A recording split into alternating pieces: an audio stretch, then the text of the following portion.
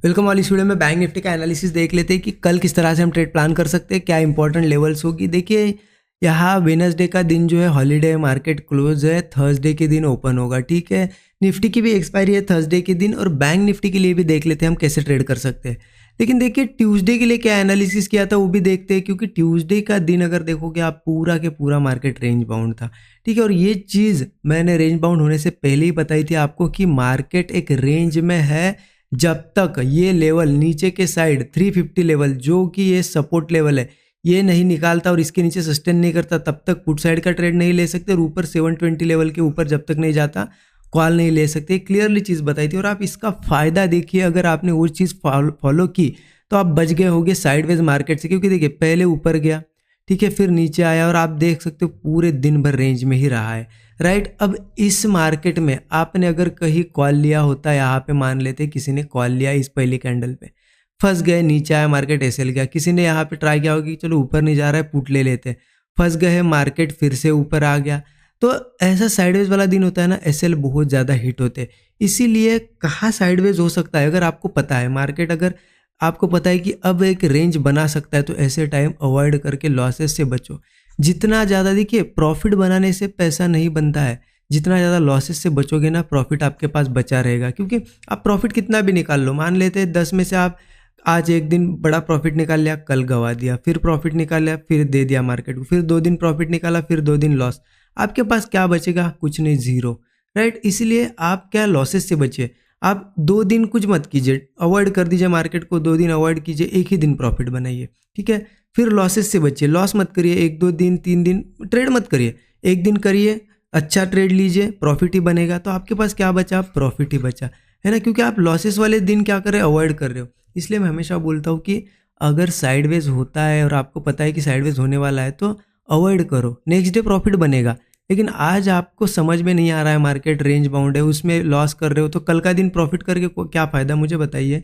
इस साइडवेज वाले दिन हमें पता था कि मार्केट साइडवेज होगा, रेंज जब तक नहीं निकालेगा, फिर भी किसी ने कॉल पुट लेके लॉस किया होगा।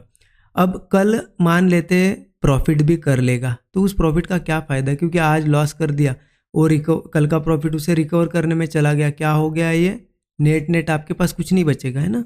इसीलिए ये चीज़ें मैं हमेशा बताता हूँ। मुझे कमेंट में ज़रूर बताइए आपने अवॉइड किया या फिर भी आपने ट्रेड लिया। ठीक है, ज़रूर आप यहाँ पे कमेंट करिए, और अब तक वीडियो को लाइक नहीं किया तो लाइक भी ज़रूर करिए। अब देखते हैं कि चलो कल कैसे ट्रेड प्लान करना है। उसके लिए देखिए कहीं ना कहीं फिर से 15 मिनट चार्ट पे मैं चलता हूँ और आपको बताता हूँ हम रेंज में फंसे, अभी भी रेंज में है। अब इसका मतलब ये नहीं कि अब कल का दिन भी मार्केट साइडवेज ही होगा, मार्केट मुँह देगा, लेकिन जब तक रेंज नहीं निकालता हमें क्लियरिटी नहीं रहेगी कि मार्केट किस डायरेक्शन में जाएगा। अब वो रेंज कौन सी बनी है, ऊपर के साइड तो आपको यहाँ पे दिख ही रही होगी, देखिए ये रेजिस्टेंस है, पूरा ये रेजिस्टेंस है ना। तो ऊपर के साइड तो ये लेवल है 52,720 की। ठीक है, जब तक मार्केट 52,720 ऊपर के साइड ब्रेक करके सस्टेन नहीं करता, सस्टेन करना जरूरी है, ये वर्ड आप हमेशा ध्यान रखिए, सस्टेन। ठीक है, मार्केट गैप अप करे या फिर यहाँ से जाए 52,720 के ऊपर सस्टेन करना चाहिए। सस्टेन करने के बाद जो भी ब्रेकआउट आएगा तब हम कॉल ज़रूर प्लान कर सकते हैं। स्टॉप लॉस वही 40 से 50 पॉइंट, टारगेट मिनिमम 1:3 का रहेगा। अदरवाइज मार्केट फिर कहाँ तक जा सकता है? 53,200 तक, ये जो कि मार्केट का एक स्ट्रॉन्ग रेजिस्टेंस बना हुआ है। राइट, ऊपर के साइड, क्योंकि हम क्या है ना, रेजिस्टेंस के पास है 53,200 के पास, इसलिए मार्केट ऐसे साइडवेज बिहेवियर कर रहा है। और नीचे के साइड अगर देखा जाए ना तो ये रेंज बढ़ के निकल के आएगी, यहाँ पे आएगी 52,150 के आसपास। ठीक है, 52,150 लेवल। अब डाउन साइड का भी ट्रेड लेना है तो हमें इस लेवल का वेट करना पड़ेगा। जब मार्केट गैप डाउन से आया, यहाँ से आया, इसके नीचे 52,150 के नीचे जब सस्टेन करेगा, सस्टेन करने के बाद जो भी ब्रेकआउट आएगा ना, फ्रेश ब्रेकडाउन नीचे के साइड, तभी जाके पुट ले सकते। स्टॉप लॉस वही रहना चाहिए हमारा 40 से 50 पॉइंट, टारगेट मिनिमम एक 1:3 का रहना चाहिए। अगर मार्केट नीचे आता है ये धीरे धीरे तो 51,600 तक आ सकता है। देखिए ज़्यादा कॉम्प्लिकेटेड है नहीं, रेंज को निकलने तो ट्रेड प्लान करो, सिंपल है बिल्कुल। आप ज़्यादा दिमाग लगाओगे, इधर उधर से कुछ इंडिकेटर लगाओगे तो कन्फ्यूज़ हो जाओगे। सिंपल है, 52,720 का रेजिस्टेंस इसके ऊपर सस्टेन करेगा तो यहाँ तक जाने की पॉसिबिलिटी, और 52,150 के नीचे 51,600 तक आने की पॉसिबिलिटी मुझे लग रही है। फिर भी आप स्टॉप लॉस 40-50 पॉइंट का तो एक 1:3 का पहले टारगेट रखिए।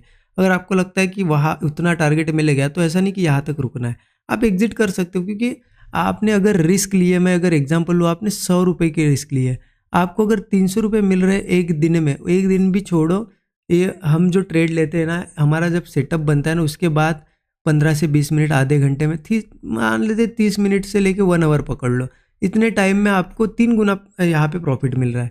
और क्या चाहिए, क्योंकि 1:1 के लिए लोग 1:1 के लिए वीकली स्ट्रैटेजीज यूज करते हैं, वीकली ट्रेड करते हैं। हम एक दिन में 1:3 निकाल रहे हैं, उससे ज़्यादा क्या चाहिए, ठीक है। लेकिन देखिए इस रेंज में फिर से अगर रहेगा मार्केट, इस रेंज में रहेगा, तो ऐसा नहीं कि अब साइडवेज होगा, हो सकता है कंटिन्यू मूव दे दे फिर नीचे आए, बड़े बड़े मूव दे 200-300 पॉइंट के। लेकिन मैं यहाँ पे ट्रेड अवॉइड करने वाला हूँ रेंज में, क्योंकि रेंज में हमें पता ही नहीं किस डायरेक्शन में जाएगा। रेंज में क्या होता है ना, यहाँ तक जाता है, फिर से नीचे आ जाता है, फिर से नीचे पुट साइड में लोगों को बिठाता है, फिर ऊपर आता है। इसलिए निकलने दो रेंज, उसके बाद हम सेफली ट्रेड करेंगे। उसके बाद भी देखिए एसएल लगा के ट्रेड करना है हमेशा, ऐसा नहीं कि अब रेंज निकल गई, कॉल ले लिया और बैठ गए कि अब ऊपर ही जाएगा, नहीं। एसएल आपका सिस्टम में होना चाहिए। इसलिए मैं 40-50 पॉइंट का स्टॉप लॉस क्यों बताता हूँ इंडेक्स में, क्योंकि आपने एसएल लगाना चाहिए। एसएल सबसे इम्पॉर्टेंट पार्ट है ट्रेड का, ठीक है। एसएल टारगेट एक टाइम आपका सेट नहीं रहा तो चलेगा, लेकिन एसएल पहले सेट होना चाहिए सिस्टम में, ठीक है। आई होप चीज़ें आपको समझ में आएगी। देखिए अच्छा लगा वीडियो तो जरूर लाइक करिए, और 13